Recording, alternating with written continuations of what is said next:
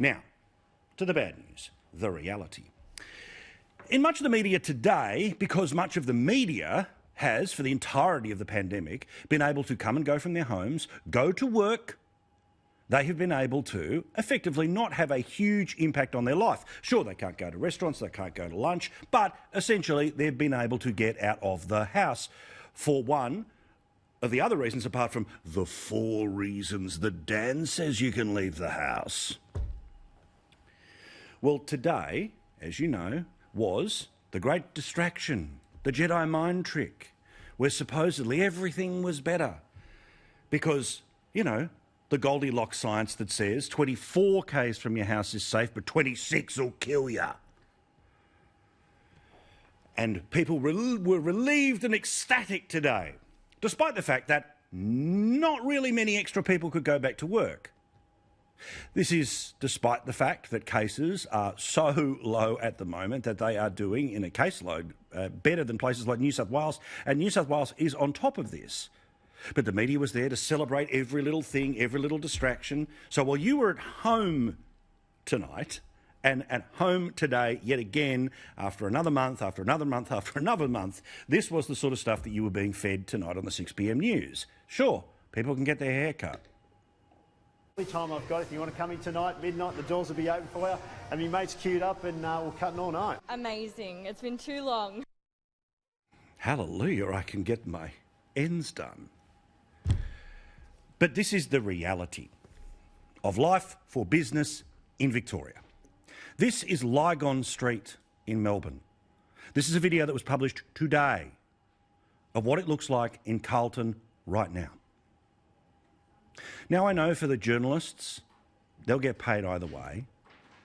I know for the politicians, they've already been paid. I know for the public servants, they will probably get a pay rise.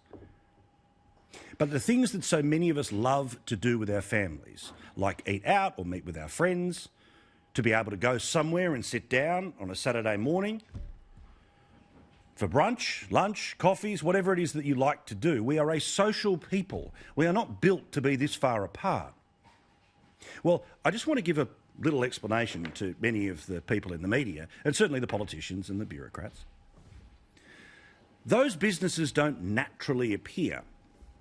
They require people to take a risk, people to go all in, people whose only way of getting a pay rise is to get up an hour earlier and go to bed an hour later. They are just as decent as anyone who works at a university. They are just as compassionate as any PR flunky for the Premier. But what makes them different than those people is a little thing called risk. They made a bet that they would be able to have a life where they could pay for themselves. This is a country where you should be able to build a life for yourself. Now, while I completely understand why certain businesses needed to close so the spread of the virus could stop as people kept moving around and around and around, how many months in a row can the people who took that gamble, who went all in, survive? Now, I know you hear this a lot. And if you watch this show a lot, like so many of you do, and I do appreciate it, you've heard this story before. But I want you to really think about it. In January of this year, if I told you that a state government would stop people from being able to go to work, even after the second wave of a pandemic had passed, you would think you were living in a different country.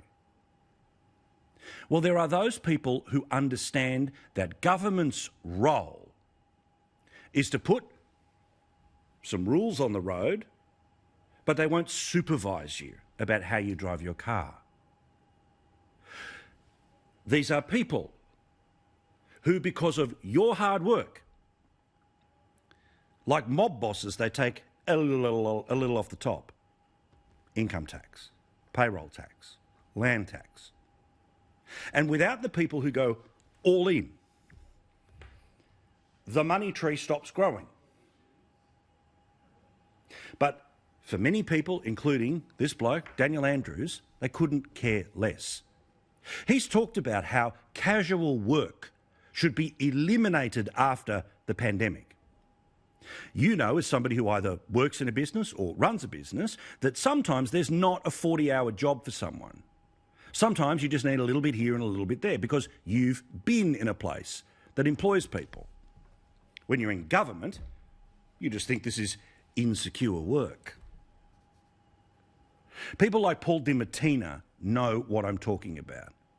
Paul's the bloke we have talked to so frequently, and we've charted him all the way through this. As you can understand, the stress that would be just like it if you were a small business in Victoria. People who, God forbid, wanted to get off the teat, who wanted to work for themselves, who wanted to get up an hour earlier and go to bed an hour later, and at the end of their life to be able to look back at something that they built for themselves that they could hand on to their kids. A better life. Roll the tape. It was a nightclub. It was a bloody nightclub at Coles. You can go to Coles and touch every bloody mushroom, tomato, onion. You can't go to a pub or a restaurant or a cafe. Turn it up. Enough's enough. Now, I've told you, not in right-wing talking points, but in data from the coroner in Victoria, that more people have taken their own life or tried to take their own life in the pandemic and the lockdowns in the entire year last year in Victoria. You know, and I know, that more than 800 people have died as a result of the decisions that were made or not made in hotel quarantine that created the second wave. It should be government's job to do all it can to let you get back to your life. They can't be praised when they are the ones who let normal life disappear. They cannot be the gatekeepers to decide, hairdresser, you can go to work. Building site, you can go to work. Pub owner, Person who works in a pub, no. Pizza shop, no. Where they make crap up. 24K is fine, 26 will kill you.